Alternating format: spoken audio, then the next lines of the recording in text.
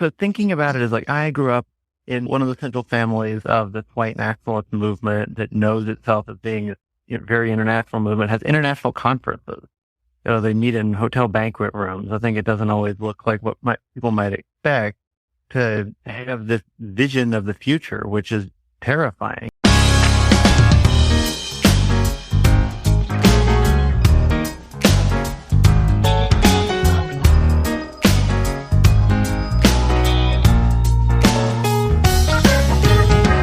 Welcome to St. Louis in Tune, and thank you for joining us for fresh perspectives on issues and events with experts, community leaders, and everyday people who make a difference in shaping our society and world. I'm your host, Arnold Stricker, along with co-host Mark Langston. Our guest is Derek Black, an American former white supremacist and memorist. They are a child of Don Black, founder of the Stormfront online community, and godchild of former Ku Klux Klan Grand Wizard David Duke. Derek Black publicly renounced white nationalism and chronicled their personal journey away from their family's beliefs. Derek will be speaking November the 12th at 7:30 p.m. at the Mirowitz Performing Arts Center about The Klansman's Son, My Journey from White Supremacy to Anti-Racism. Derek, welcome to St. Louis in Tune. Glad to have you on the show today.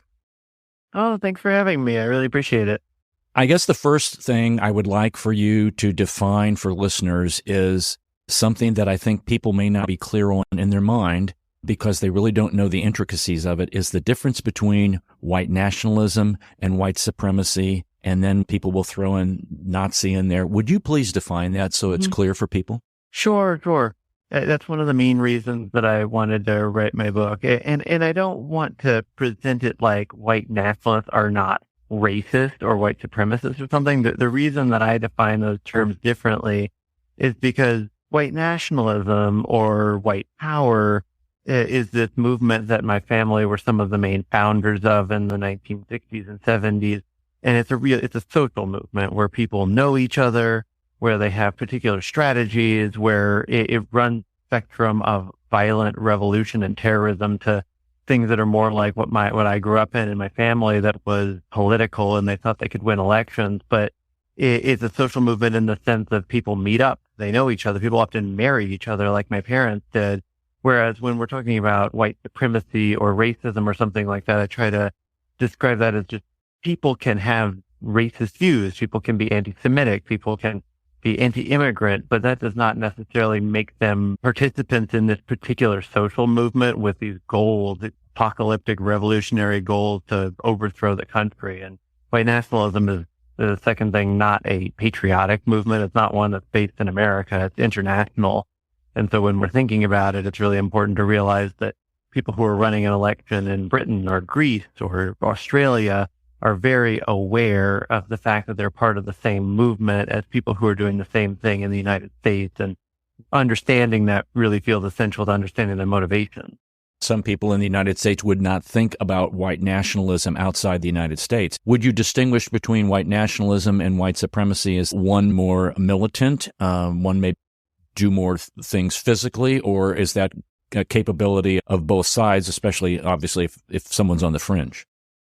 So thinking about it is like I grew up in one of the central families of this white nationalist movement that knows itself as being a very international movement, has international conferences. They meet in hotel banquet rooms. I think it doesn't always look like what people might expect to have this vision of the future, which is terrifying. It's militant in the sense that they want a world that looks completely different. They want global segregation. They want an end to civil rights. They want essentially terror, but it still runs the spectrum. My family could always say that they condemned violence, that they banned any illegal suggestions on my dad's website. He founded the first white nationalist website on the internet. And they were still a part of the same movement of people that conducted mass violence, mass terrorism. And so they could always say that they were separate. They could always say, oh, we condemn these things. We're not a part of this. But growing up, I could look at it and say, you know who that person is. You have the same ideology. You both target the same enemies. You say who doesn't belong here, who shouldn't be allowed to come here. And so even from a young age, there was real discomfort about the sense that they could look at people and call them psychopaths or say that they were counterproductive to the movement or whatever, but they could not say that they didn't have the same goals as the most terrifying violence. And that was something in reading the book that you had an internal conflict about. That's what I perceived, that you would see these people talk, you would hear them talk, and then you would see the other side of what they believed, and there wasn't a congruence. Am I off on that, or am I going down the right direction there?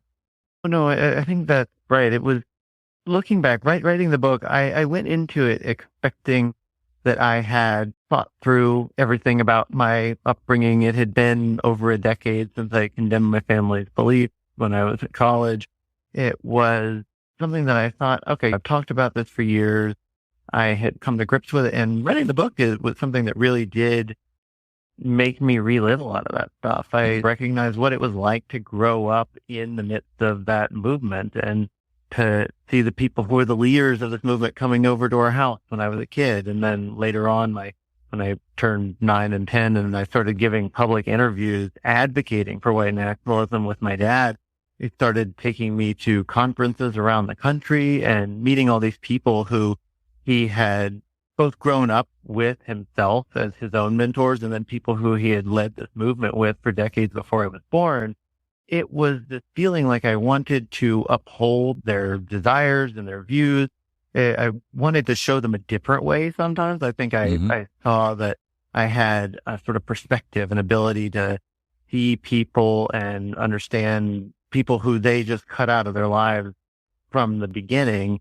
And that was where the conflict came. It was really when I was looking back on it and realizing that I had always wanted to have this two part to my life. I had always wanted to feel like I could both be somebody that stood up from a really young age for my family's ideology and tried to find a way forward for them, and be somebody who was open to anybody, who didn't close a friendship or a relationship based on anybody's identity, because I could recognize that race didn't seem to predict anything about people on an individual level. And so I personally created that sort of caveat that my family's ideology must be true about millions and millions of people, which, to mark to your listeners, is not true. Race is not something that predicts anything about people. But I could see that even at a young age, that individual people I met, and I grew up in South Florida in a very racially diverse place, their race didn't seem to say anything about them. Being Jewish didn't seem to say anything about who they were. And I tried to have those two worlds, and they increasingly shrunk around me as I got older. Yeah, you talked about that quite a bit and really came to a head at college, at the university you were at. When did you first recognize that? Because I know you did the Jenny Jones interview and you were pretty staunch white nationalism there, talking about that. Did you sense that back then, or when? Looking back, I can see that there were two things happening that were really hard to parse. And those two things are the feeling of needing to alienate myself from people, of encountering people who were seriously afraid or harmed by what my family was saying. And on the other hand, the feeling of care and love and protection for my family, and seeing people call them haters and then saying, oh, they're not haters. Mm-hmm. And then from being a 10-year-old and saying, well, these are the people who draw my back when I fell off the swing and got the wind knocked out of me, or give me a Band-Aid when I get a cut. This sort of feeling of, oh, these are the people who care for me and I want to stand up and care for them. And I could recognize early, and looking back especially, that I didn't like being a person that people were afraid of, that people could say was harming their life. And I tried to separate those things. I tried to feel like they just didn't understand. Mm-hmm. And then after I was 9 years old, my family started homeschooling me. And so it became a lot easier to keep people at arm's length and not really engage with what they were telling me. When people told me that they thought I was harming them or they were scared of what I was saying, I could say, well, they just don't understand this movement like I do. They don't understand the people I've grown up with. And then I didn't have to carry that relationship any closer. And that is the thing that really changed in college. I went to a small liberal arts college, and rapidly I recognized that I was building relationships that were closer than any I had in my life. And they were with people who did not know my background because I had not brought it up. And I recognized that when they were telling me that they had grown up afraid because they were either not white or because they were Jewish. And this movement that I represented, without knowing that I was representing it, they were going to feel horrified and they were going to be right to do so. And I had no answer for how am I going to reconcile that. That must have really scared you half to death. Yeah, it was this feeling like I couldn't be the person who I saw myself as. Like I saw myself as being a genuinely good friend to people who I also saw myself as harming, lying to, keeping this from, unable to live both of the lives that I thought I was trying to live, and just seeing this future that was going to sort of define me. I felt like I had defined myself by going on television, national TV, and giving an interview when I was 10, and then continuing to do that throughout my teenage years, and genuinely wanting to be this sort of scion that this movement could see a future within, and not wanting to abandon them, and also feeling like I had learned all this stuff was true. I thought that I had spent enough time meeting professors at white nationalist conferences. There's a lot of tenured faculty who wait until later in their career to start expressing their white supremacy. And then I thought I had spent my teenage years proving that I had been raised with this ideology, but actually it was accurate. Like we had crime statistics and IQ and all this stuff that I didn't need to interrogate too much because it justified this worldview. And it gave me a feeling that it didn't matter how unpleasant it was. It didn't matter how much it alienated me from people who I wanted to care for. I couldn't just say, oh, I don't believe this stuff. I can't believe these things that I know are true, that I've been taught are true, just because I wish that I didn't need to, right? If that makes sense, like that sort of conflict of, I could have the feeling that I didn't want to be this person and feel that like I know how the world is and I can't just disbelieve it now. I know you're extremely intelligent. You had a self-directed learning perspective. It seems that what I gleaned from the book, that your parents let you learn. And even though you were homeschooled, you were out reading the encyclopedia. You were going through some learning on your own. And then you get to the university and you have this variety of discourse and thought and worldview all kind of coming on at the same time, challenging you. It seemed that you were a loner in a sense, that you were in a silo. And at least that's what I got from the book. And then the university broke these walls down a little bit, not the university per se, but the students who you interacted with, who you had friendships with. And then you went away and all of a sudden they became aware of your background, and some still didn't. They were like, that's okay. You've not been what their perspective of what a white nationalist or supremacist was. That wasn't who you were. So it challenged them a little bit. My question is the importance of this discourse and talking and thought and understanding worldviews. How important is that now, especially in our society and culture? I took a really clear lesson after the fact, because what happened at college took years. It sometimes feels like a pretty clear story now if you go to college that is very social justice focused and anti-racist focused. And I got outed and I came back to the school. I couldn't be somebody who just ran away from it. All these relationships I built imploded. People felt like I had deceived them because I had. And I just couldn't find a way to square that because I thought, oh, there must be a misunderstanding. I didn't see myself as somebody who wanted anyone to be afraid of me. And I thought, oh, I have a hard truth. And to say white nationalism has these conferences where people talk about trying to be very intellectual, trying to believe that they have all the facts. And that's not so unusual. I think a lot of very strange ideologies that you could look at and say this seems objectively disprovable are just like white nationalism. And people can believe pretty wild things, but they often believe them for reasons. They think that they have facts. They think they have arguments. And white nationalists thought they had all these like 19th century stuff to justify racism and say race was distinct. And so I showed back up on that campus, and I spent a couple of years actually with people I met at one of the only spaces that people invited me back in, which was the Shabbat dinner, the observant dinner on Friday nights of Jewish communities. And I got invited to this space, and I met people there who were willing to talk with me about what I thought were all these facts. because I knew I didn't want to be this person that people on this campus were afraid of. And I cared about these people, but I couldn't just say, I don't believe these facts. And it's been 2 years going through, what is it that we think? What have I learned that I think is this justification for race? And if you break that stuff down, there is no defense. Like, race is this social thing. It was created in the colonial era. It's not biological. It doesn't predict anything about people's intelligence or crime or anything like this. And so if you're willing to look at it, you can get there.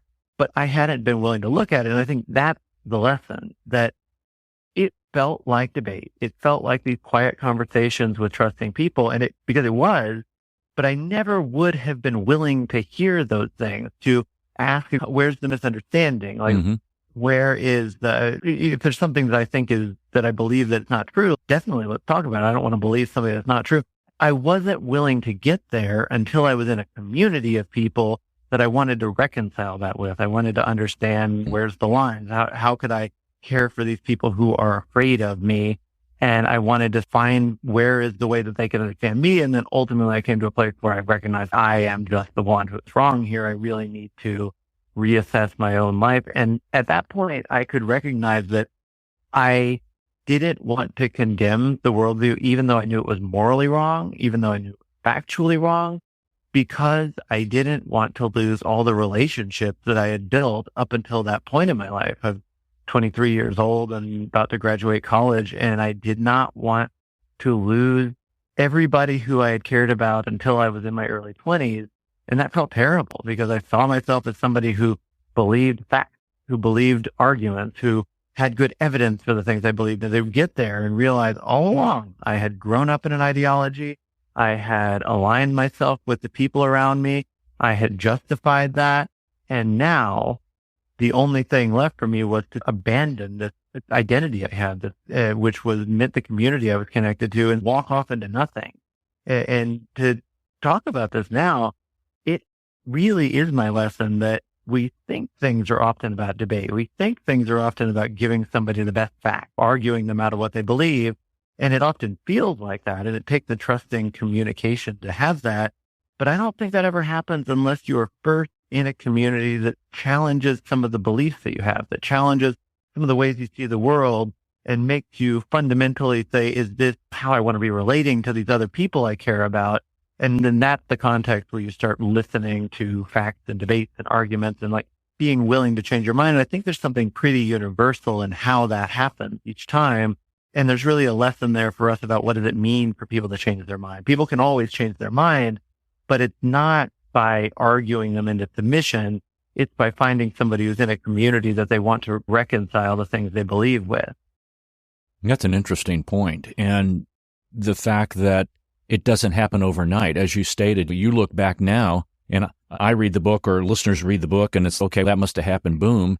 And it's been an evolving process for you, it seems. Yeah. It was one that in college, I think 2 years feels like an enormous amount of time. And I look back on it, I was like, wow, in some ways that wasn't very long.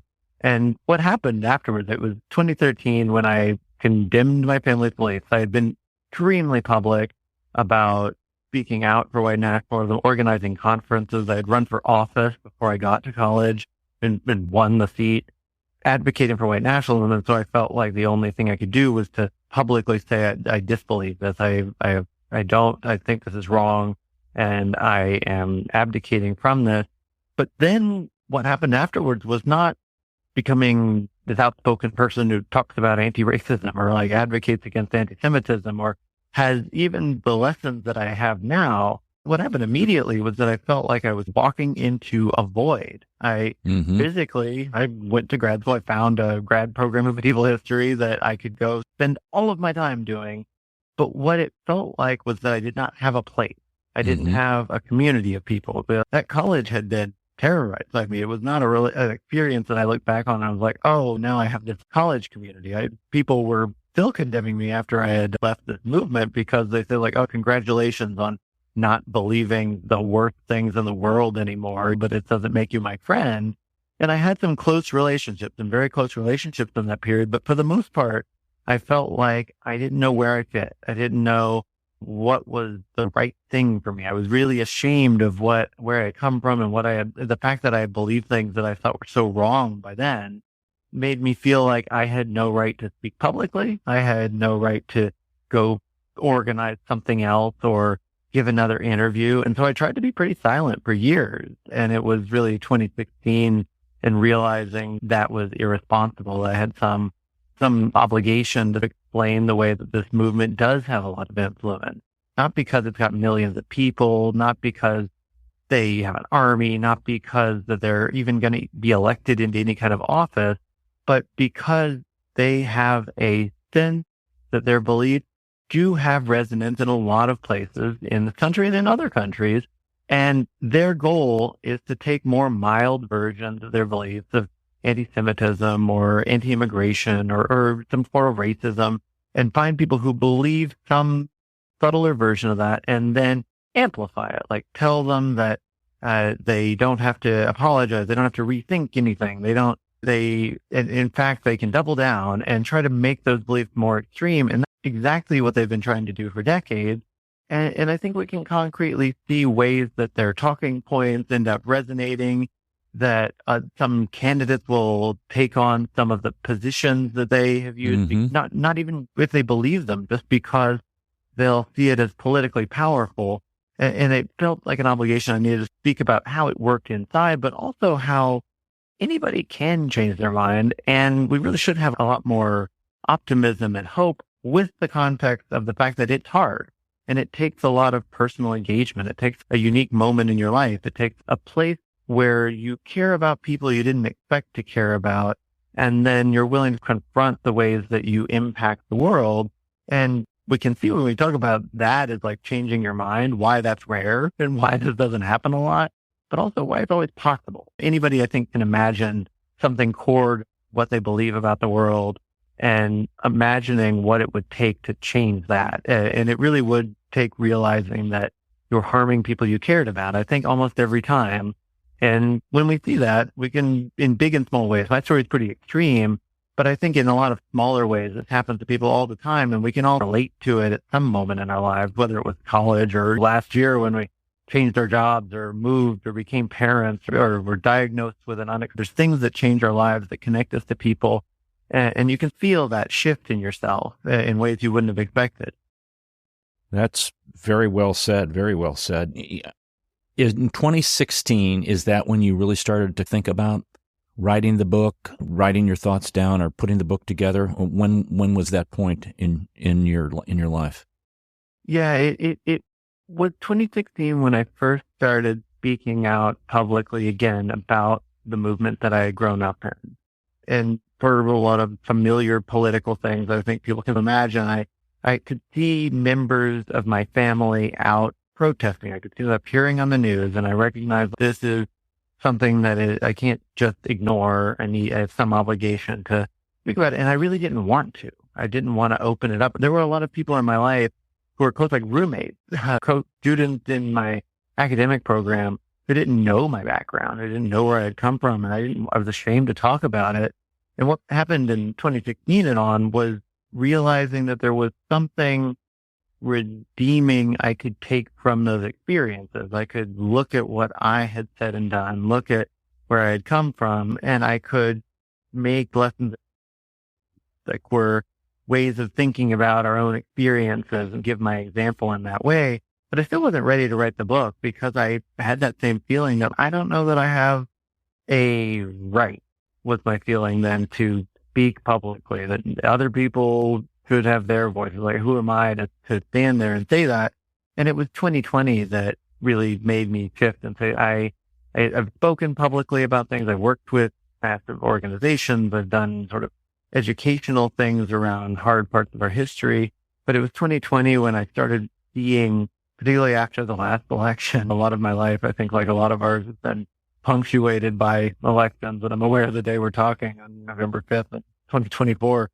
It was this feeling like I could see people who had once been very interested in understanding the way this movement I had come from was operating, like asking questions about it, suddenly starting to tell me that they thought that had been an aberration or this movement was going to go away. And I felt like this obligation to say, no matter what happens in politics, this is a movement that exists because it functions within our society. It always exists over decades. It was founded in the 1950s and 60s, and it has an influence, and sometimes it is less public, and sometimes it is more public. Sometimes there are massive bursts of violence. Sometimes there are political campaigns that come out of this movement, but it always has a sense of what it's going to do next. Like, people are constantly coming together and thinking about how they want to take advantage of the next political or cultural moment.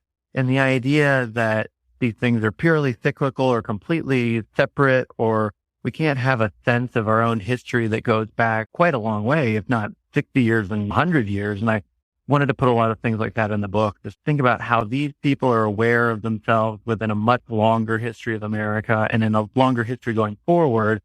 And that if we are going to think about our own decisions in this moment, it needs to be something that we can see that. We can see that long perspective in the same way that this political movement does. And so, like, that's really what I wanted to write in anticipation of whatever happens. These things are relatively predictable to the extent that you know that they're going to be looking for moments to seize and just thinking about that. And so that's what I really wanted to put in this book, is that it's much more historical and social than I even expected. And I realized that's because this personal story that I grew up with was one that they always saw themselves in the context of history. They always saw themselves in a long lineage of people. And the first third of the book is written about things that happened before I was born. And then there's a lot of pieces in there about how they saw themselves as a part of a long American lineage.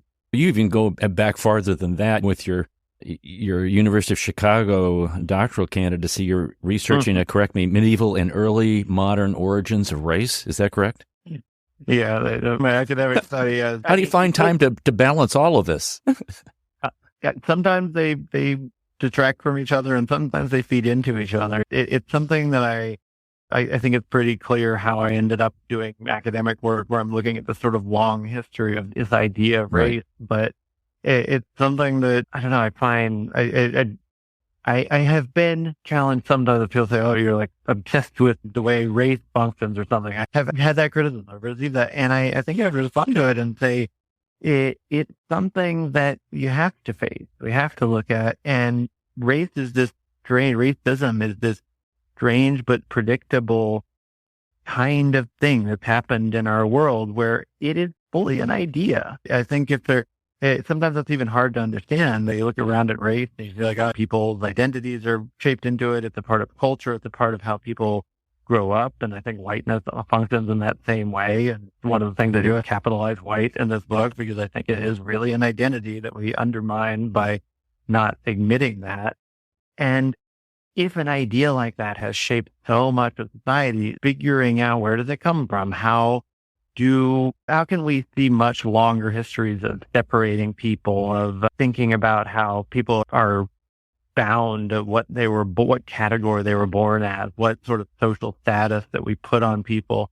It's one of the more fundamental questions of, like, how do we end up structuring a society, and what do we want? Because I think one thing that I recognized that I really didn't realize when I was writing the book was that white nationalists and anti-racists, the one thing they really have in common is they do look around and they see the same inequality in the world. They do recognize that to be born in the modern world, race will predict how, on average, how much wealth someone has, like a lot of their social outcomes are going to be predicted by what racial group they're born into. And white nationalists see that, and anti-racists see that.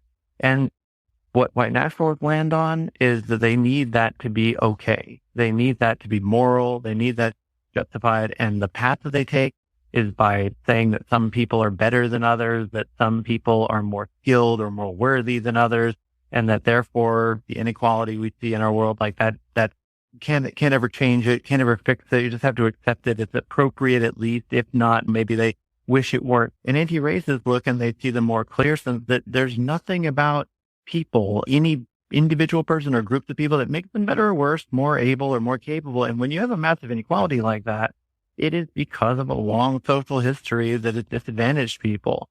And you can either turn your back on it and say there's nothing you can do, or you can recognize that every individual person has an enormous impact in whatever way they live their life. And sometimes it's a personal conversation with a friend. Sometimes it is interacting in whatever place you find yourself.